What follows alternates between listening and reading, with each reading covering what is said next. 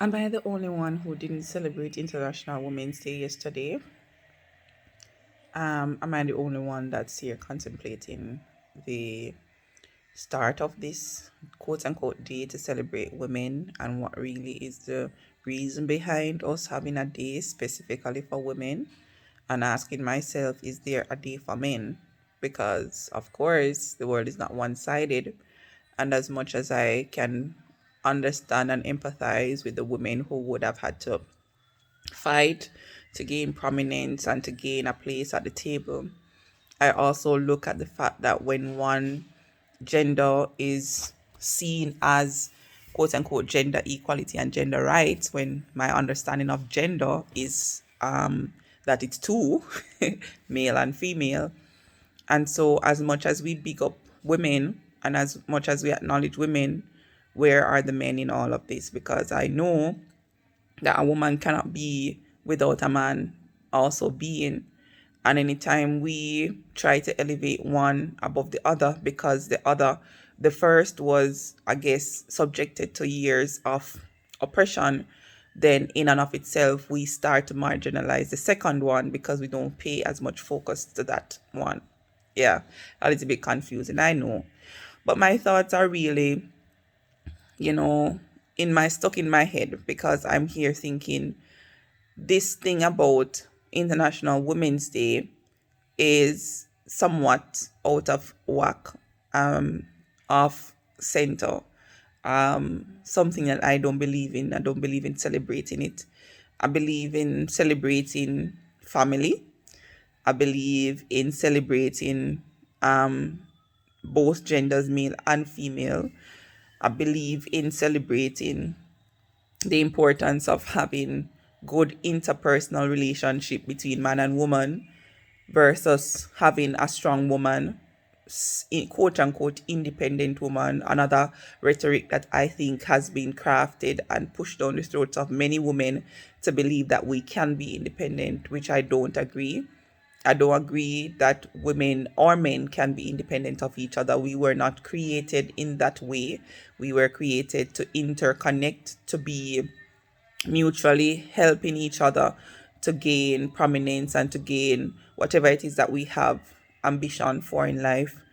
A man cannot be without a woman and a woman without a man, and I'm not talking in a sexual way. I'm talking in an existence way. A woman cannot exist without a man, and a man cannot exist without a woman. Because I remember somewhere, well, I know where in the Bible, in Genesis, when God looked at man and said, the only thing that he created and said it was not good for man to be alone is the first time he said something was not good of what he created, because he created the heaven and the earth. He created water. He separated the water from the land. He created the day and the night, and all of what he created, he said it was good. But he said that it was not good for man to be alone, and because of that, he put man into a deep sleep, and he took a rib and he created woman, which Adam named woman because this new being, this new creation, had a womb. And so a lot of these things, even as a Christian, we have to really look deeper into them, because sometimes it looks nice and you're saying, yeah man, all power to woman and all power to, to the gender. But at the same time, what are we saying about the other gender? Is there an International Man's Day? And if you look at the essence of what they're pushing as the purpose for Women's Day, you recognize that it could very well be a man's day as well. That you can have a male's day just for that same purpose, the purpose to empower men to become leaders of themselves, leaders of their homes, leaders of this nation, to be men, to be representative of what is good in society, men to be representative of what God has called them to be, a representative of him in the home, to love his wife just as much as Christ loved the church. You can very well see that the same notion could have been attached to a men's day. But guess what? If men ever dare create a International Men's Day and put on all of these pomp and pageantry that the women do, every woman, well, let me take that back. A lot of women, a lot of people in society would hit out on men to say they're chauvinistic, to say that they are bright and out of order to even think and conceive of a day to big up themselves when they're quote unquote already bigged up. But are they? Are boys seeing the same prominence in terms of the importance of life? When people report crime statistics, they outwardly and explicitly complain that women and children are being murdered. And nobody says, but our boys are being murdered too. Our men are being murdered. Yes, a lot of them are the perpetrators of it. But where did this come from? Where this root of violence come from for men? Are we talking about that?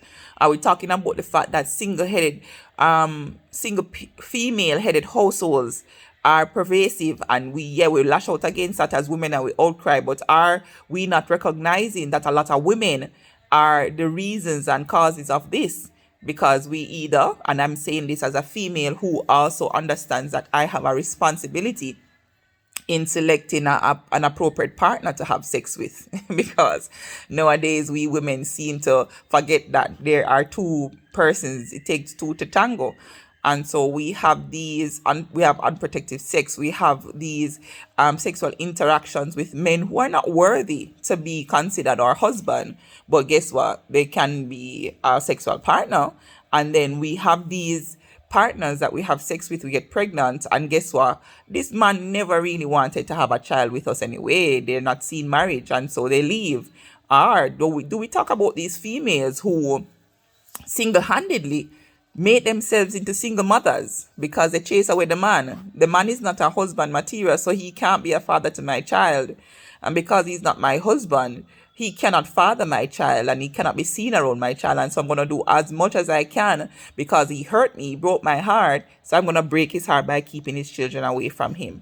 There are so many things that we women create this double standard. And I'm not saying it is all single female headed households that are born like this.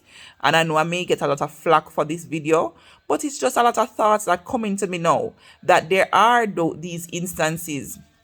I have witnessed some of these instances with male friends, male relatives, they can't be in their child's life because of the mother. And so we are praising single women, single female-headed households, as if it is this, victory cries, this hero's call. But if you delve deeper into some of these and how they came to be, you recognize that as much as the man is to be blamed, the woman is also to be blamed. We have equal responsibility. So guys, let's think a little bit more into these holidays and these quote unquote days that we celebrate, because I think a lot of people are being deceived.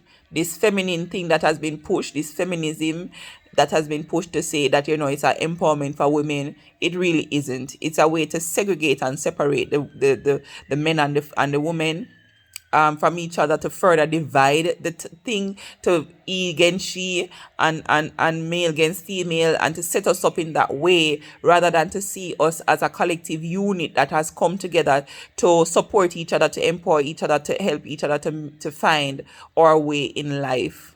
This thing, to me, is pulling the wool over a lot of people's eyes. So let us be a little bit more wise.